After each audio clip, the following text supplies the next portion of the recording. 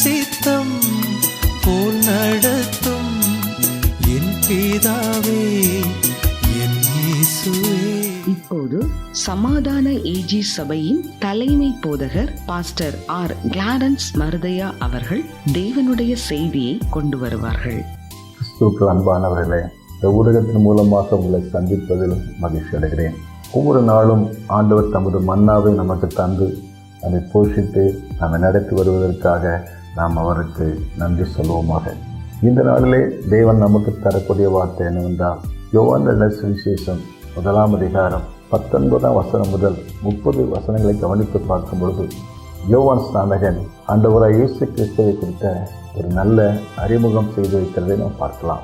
யோவான் ஸ்நானகன் இந்த உலகத்தில் அந்த ஊழியம் செய்த பொழுது எருசலேமில் இருந்த ஆசாரியர்கள், லேவியர்கள் ஆட்களை அனுப்பி அவள் என்ன கேட்டார் என்றால், நீர் யார்? நீர் தீர்க்கதரிசியா அல்லது எலியாவா அல்லது யார்? எங்களை அனுப்பினவர்களுக்கு நாங்கள் பதில் சொல்ல வேண்டும், நீர் யார் என்று கேட்டார். அதற்கு அவர் சொன்னார், நான் ஏசாயா தீர்க்கதரிசி, வழியை ஆயத்தம் பண்ணுங்கள் என்று சொன்னாரே.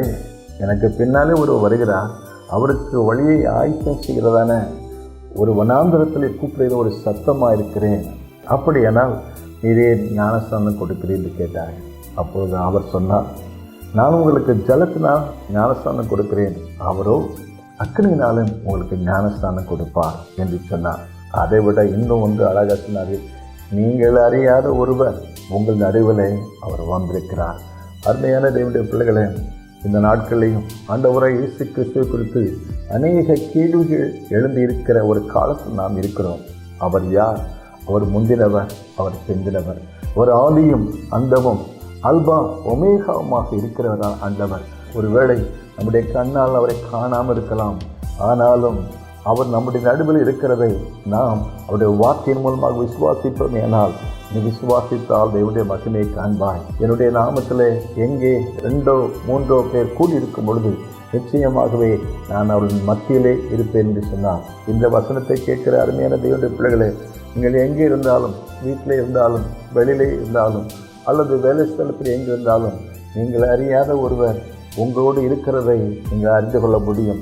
ஏனென்றால் ஆண்டவராய் இயேசு சொன்னார், இதோ உலகத்தின் சகல நாட்களிலையும் உங்களோடு கூட இருக்கு என்று சொன்னவர் இந்த நாளிலேயும் நம்மோடு கூட இருந்து நம்மை நடத்த, நமக்கு பாதுகாப்பு கொடுக்க, நமக்கு முன்னே செல்ல அவர் நம்மோடு கூட இருக்கிறதை ஒரு வார்த்தையின் மூலமாக அறிந்து கொள்வோமாக.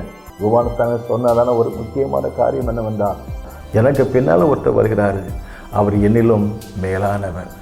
அடுத்து வேதம் அழகாக மறுநாளிலே இயேசு தன்னிடத்தில் வருகிறதை கண்ட பொழுது, இதோ உலகத்தின் பாவத்தை சுமந்து தீர்க்கிற ஒரு தேவ ஆட்டுக்குட்டி.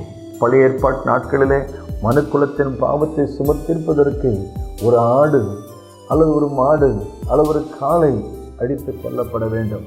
அப்படி மனிதனுடைய பாவத்திற்காக ஒரு மிருகம் பலியாவது பழைய ஏற்பாட்டின் பிரமாணமாக இருந்தது. ஆனால் புதிய ஏற்பாட்டிலே நீங்களும் நானும் அடைய வேண்டிய ஆக்கினை அடைவதற்கு வேதம் நமக்கு சொல்கிறது, நம்முடைய மீறல் நிமித்தம் காயப்பட்டார், நம்முடைய அக்கிரம நிமித்தம் நொறுக்கப்பட்டார், நமக்கு சமாதானத்தை உண்டு பண்ணும் ஆக்கினை அவர் மேல் வந்தது, அவருடைய தழும்புகளால் நாம் குணமாகிறோம். அருமையான தேவனுடைய பிள்ளைகளை, நீங்களும் நானும் அடிக்கடிக்கப்பட வேண்டிய ஸ்தானத்தில் உங்களுடைய அக்கிரமங்களுக்காக அவர் கல்வாரி சிலுவையில் மரித்ததுனால உங்களுடைய வேதனை, உங்களுடைய துக்கம், உங்களுடைய கண்ணீர், நம்முடைய எல்லா பாரங்களையும் சுமந்து தீர்க்கிற தெய்வாட்டுக்குட்டியாக இன்றைக்கு இருப்பதற்காக ஆண்டவருக்கு ஸ்தோத்திரம். எனக்காக, என் குடும்பத்திற்காக ஒரு பலியான அந்த இயேசு கிறிஸ்துவை நம்முடைய பாரத்தை வைப்போம். அவரிடத்தில் விடுதலை பெற்றுக்கொள்வோம்.